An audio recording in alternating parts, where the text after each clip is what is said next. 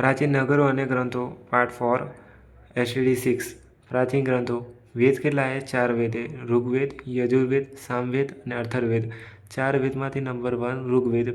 ઋગ્વેદને સૂક્ત પણ કહેવામાં આવે છે કારણ કે તેની અંદર 10 મંડળો અને 1000 પ્રાર્થનાઓનો સમાવેશ થયેલો જોવા મળે છે. તે સૌથી પ્રાચીન વેદ માનવામાં આવે છે. આર્યોનો ઉલ્લેખ ઋગ્વેદમાંથી જોવામાં આવે છે. ધાર્મિક, રાજકીય, આર્થિક, સામાજિક આ તમામ માહિતી ઋગ્વેદમાંથી મળી આવી છે. ગણ, સભા અને સમિતિ આ 3 રાજકીય સંસ્થાઓની માહિતી પણ ઋગ્વેદમાં જોવા મળે છે, જેમાં સભા સૌથી નાની ન હતી, સૌથી નાની સમિતિ કરતાં સૌથી નાની હતી. રાજ્યના મુખ્ય આગેવાનો બેસતા અને ન્યાય અને ચર્ચા થતી. ન્યાય અને ચર્ચા શેમાં થતી? સભામાં થતી. જ્યારે સમિતિ મોટી હતી, જેની અંદર રાજાની ચૂંટણી થતી અને રાજાને મદદ કરવા માટે થઈને સેનાધ્યક્ષ અને પુરોહિતની નિમણૂક કરવામાં આવતી હતી. તો આ બંને નામ યાદ રાખવાના રહેશે. સમિતિનું કાર્ય રાજાની ચૂંટણી અને સભાનું કાર્ય રાજ્યના મુખ્ય આગેવાનો બેસતા હતા અને ન્યાય અને ચર્ચા થતી. રાજાનું કાર્ય શું હતું કે રાજાનું કાર્ય ગવેષણા કરવાનું હતું. ગવેષણા એટલે શું?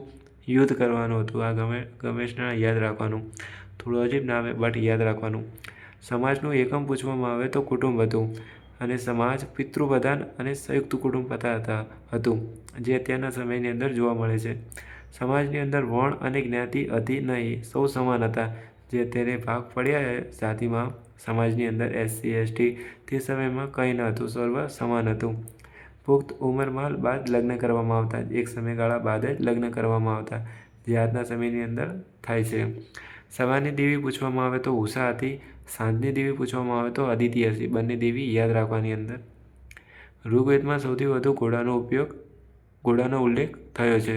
એટલે કે આના સિવાય ઘણા બધા પ્રાણીનો ઉલ્લેખ થયો હતો, પણ સૌથી વધુ પૂછવામાં આવે તો ઘોડાનો ઉપયોગ.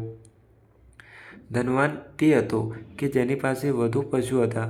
પૂછવામાં આવે તો યાદ રાખવાનું કે ઋગ્વેદમાં સૌથી વધુ ધનવાન પૂછવામાં આવે તો જેની પાસે વધુ પશુ હોય તે વ્યક્તિ ધનવાન ગણાતો હતો. અત્યારે પૈસા ગણાય તો તે સમયે પશુ હતા. ખુશી ગૌણ હતી. તો આ હતો એસટીડી ધોરણ 6નો chapter number 3. Thank you for watching.